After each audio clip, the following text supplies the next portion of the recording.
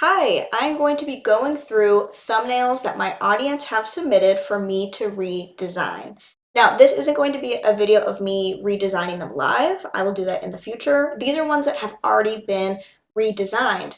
What I'm going to do is take you through the before and after and explain to you the choices I made and why so that you can get a better idea of how to design your thumbnails.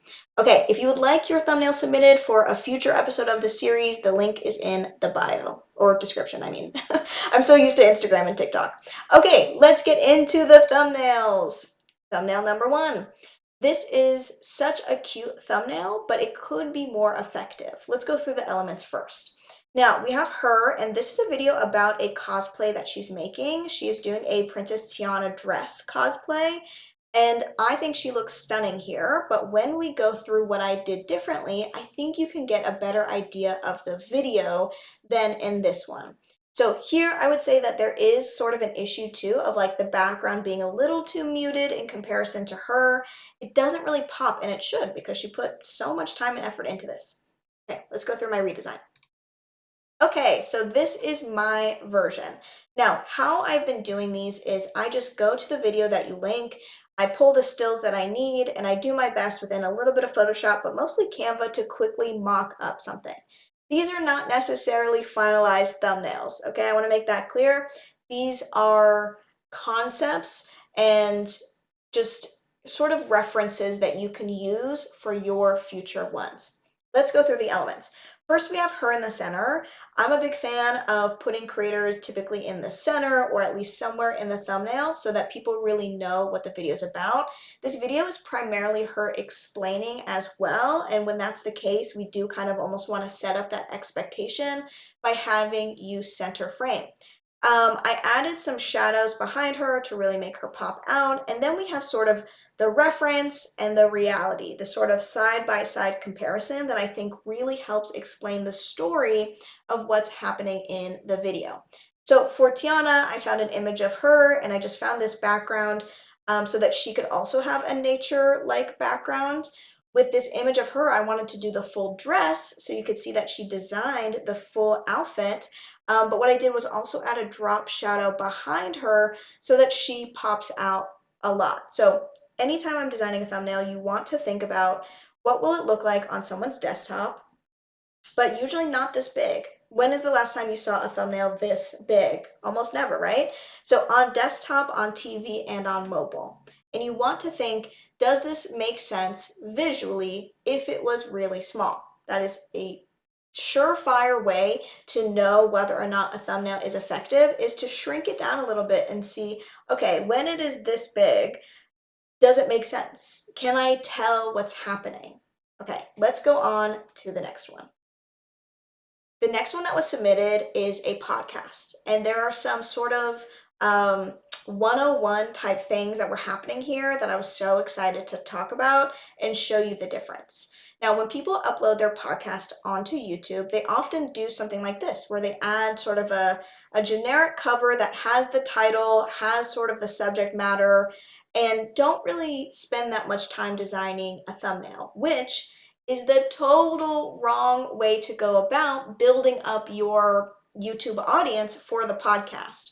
Remember that YouTube is a visual medium. Even though it's a podcast, people are clicking and they're going to want to click for a reason. So when I see this, the first thing that comes up for me is like, I don't know what the Bleeding Hearts Club podcast is. And because I don't know that, I'm not going to click on it. Instead, here's the direction I took.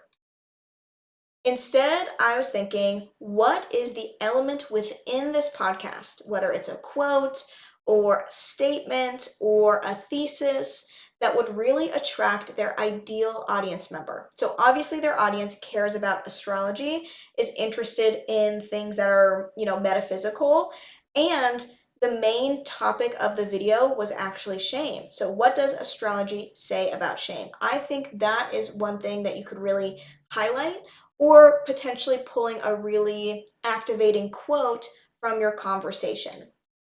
I wanted to keep the color palettes the same. You'll notice that throughout that I try to relatively keep some elements similar so it doesn't feel like a total distance from where you started. So keeping that lime green as the highlight, but really focusing the color palette mainly on those blues and purples to match the astrology aesthetic. When it comes to podcasts, you don't really need the name of the podcast on there or the episode number necessarily. You can have it relatively small because ideally people are watching in a playlist, or you have it somewhere in the title. Now, these images of them are not the best images because the webcams they were using were not the highest of quality. Would highly recommend investing in a higher quality webcam if you're going to be doing podcast content. And then I do have this stock image of a microphone in front of them. Now, ideally, you would take a video that is higher quality, pull a still from there of you guys talking in mid-action. I basically just pulled some Instagram photos to give it that look. Again, it's a mock-up, it's not a final piece. Okay, moving on. Now, this is one that I was really excited to showcase because I love food content on YouTube. There are a lot of things going right. There is a big main picture of the food itself. There is sort of like an easy thumbnail text to latch onto, like family dinner. Okay, we know we're going to be making family dinner. And then we have our creator, which is great. These are all really great elements. I'm taking most of these elements and just doing a small tweak, nothing even that crazy. Let's go into it. Okay, so this is my version. I picked a still of her actually holding the food, which is something I would recommend for many food creators. People want to see you in action. It helps sort of solidify that you are making this in real time, in person, in this video. Now, when it comes to thumbnail text, I'm a big believer that less is typically more. So we have family dinner here, and then we have juicy roasted chicken. Juicy roasted chicken was already in the title, so it's not really necessary to have it in there. Is it a negative? Could you put like roasted chicken up here? Absolutely. I like to use the thumbnail space to say something that the title did not. So easy dinner, 30-minute dinner, 30 minutes or less, something that really is activating for someone to click on it that they're not getting from the title. This image, I feel like, okay, frankly, if I was working with her, I'd be like, let's get like a more top-down shot so we can really see everything. But the more zoomed out, the better. Something else I did was I took this image, I removed the background and made this white behind so that you could really clearly read the text, and the food felt separate from the text. So everything sort of has its place and your eye does not have to work that hard to make sense of the thumbnail. Highly, highly recommend. Um, Again, zooming out and saying, can I understand what's happening if I zoom all the way out? Does this image visually make sense? Okay, on to the next. So this one was also a really fun one, an educational dog training creator. Now, with this kind of thumbnail, I almost like to call it the PowerPoint style, where you put all of the text up front in your thumbnail. That is almost never necessary and almost never effective. I say almost because there's an outlier for everything. When you have too much text on here, you are expecting your viewer to stop and read every little thing. Remember, a lot of these thumbnails are going to be shown very small. So someone's probably not going to read this tiny little text. They want to get a good idea of what this is in a matter of like 5 seconds. We have the dog, which is great. We have the crate, which is great. But I think a lot of these elements feel very similar and floating, or similar, detached and floating in space. So I wanted to design something that kind of pulled everything together. So this is my redesign. Just made this quickly in Canva. Basically what I wanted to do was keep the dog, but I turned it into a puppy instead because crate training, in my opinion, is typically like a puppy. You look it up when you are getting a new dog. So I wanted a younger looking dog and a crate that actually made a little bit more sense visually. Like I know this is what her crate looks like and that's good, but this reads a little bit more as a crate if again we're zooming out and we're thinking of the broadest audience. I put a little highlight behind the dog to really make it stick out. I added some drop shadows underneath it so that it felt like it was actually standing on this floor. These are just stock images in Canva, by the way. And I made the text be most common mistakes. I wanted to highlight the most common mistakes because to me, I think that was the most interesting context that we have here, and how to crate train your dog was already in the title. So like I said, you don't need to double up, you don't need to repeat something you've already said in the thumbnail, in the title. Try to maximize that real estate by using each one differently. Okay, this was a really fun one too because it gives me a chance to talk about something that I really like to talk about, which is the anti-thumbnail. Now for this, it was basically just a still of the video. And there is actually a world in which that works really well. If what you're doing is a lo-fi conversation, if what you're doing already has a really interesting visual, like let's say you are like flambeing shrimp for the first time. I don't even know how to flambe shrimp. I don't know what that means. But something where it's like a big fire and like it's already a really great visual. It makes so much sense to try one of these still thumbnails where it's just the still from the video, might even be the first still of the video. For something like this, where it's very educational, I don't think that this is very enticing for your ideal viewer. Your ideal viewer is maybe not super familiar with you, so needs to have a bit more context as to why they would click on this video or what's in it for them. Here's my redesign. Okay, so this was him talking about tips for the Tour de France and riding in it. Already, my goal was to like simplify and make the thumbnail super easy to understand and read right off the gate. So I pulled again a little still from him talking so that you could tell that was him giving tips. I found a video of someone writing in his thing, and then I just clipped it and removed the background. And then this writer is actually writing somewhere else, but this background is easier to read. It's easier visually. So don't be afraid to collage elements together to make something that makes sense when you're scrolling quickly or trying to understand something in a small amount of time. Highlighting something like don't in red or with a stop sign, again, making very easy visual cues is important.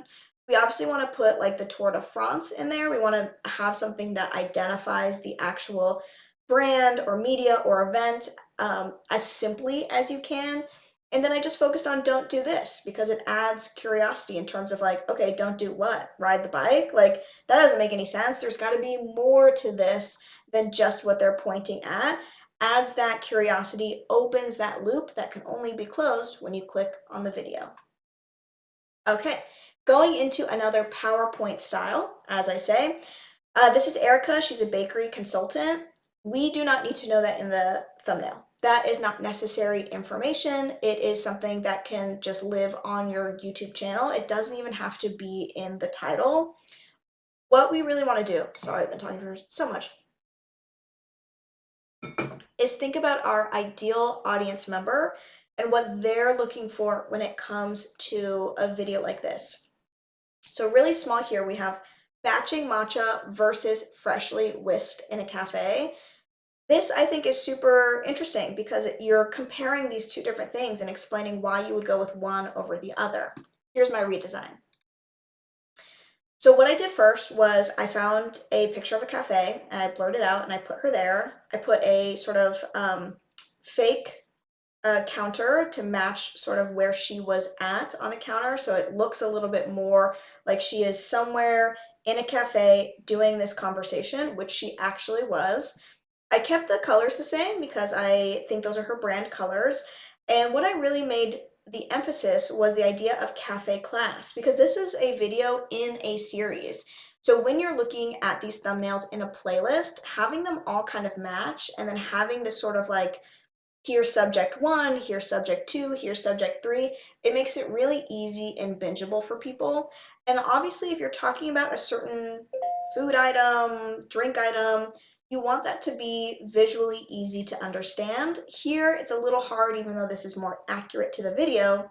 We want to add that additional good looking, easy to sort of visually read and brightly colored matcha to sort of counteract the orange. Okay, so this is what I would do to adjust and change, something like this. And this is the last one. Again, a similar PowerPoint style where we have a lot of information. We have the name of the channel, we have a lot of different subjects. too many things going on, kind of hard to decipher when you have that sort of small amount of time to scroll and decide what you're going to watch. So when I looked at, so anytime I'm doing any thumbnail redesign, I start with research. When I looked in the sports niche, I did not see a lot of creators putting themselves front and facing. So for my redesign, I decided to make it really focused on the athletes. And looking at it now, if I were to like submit this, I would definitely do a different treatment on the text because I feel like it's a little lacking there. But the layout I think works better. So what I have here is an image of this guy in the background and an image of this guy in his background, some kind of action footage to make it feel very intense and exciting the way that what she's talking about is, because it's MMA. Just like with the Tour de France, I put the UFC belt here so that you could tell it's really branded. And then the most important thing, new featherweight champion. Like, I actually remove the question mark because I almost want you to ask yourself when you look at this, like, oh, new featherweight champion, who? Which one? Like, which one is it? Who is it going to be? So it adds more questions top of mind so that you are more likely to click to get those questions answered. Okay, I hope you guys like this. This is a new format on the YouTube channel. Basically everything I'm doing is a new format because I just started this YouTube channel. But I hope you enjoyed it because I love doing thumbnail redesigns. I think they're the best way to learn about thumbnails and to really understand how to make one that is more effective. And I love being able to walk through them. So again, if you want to submit yours, link is in the description.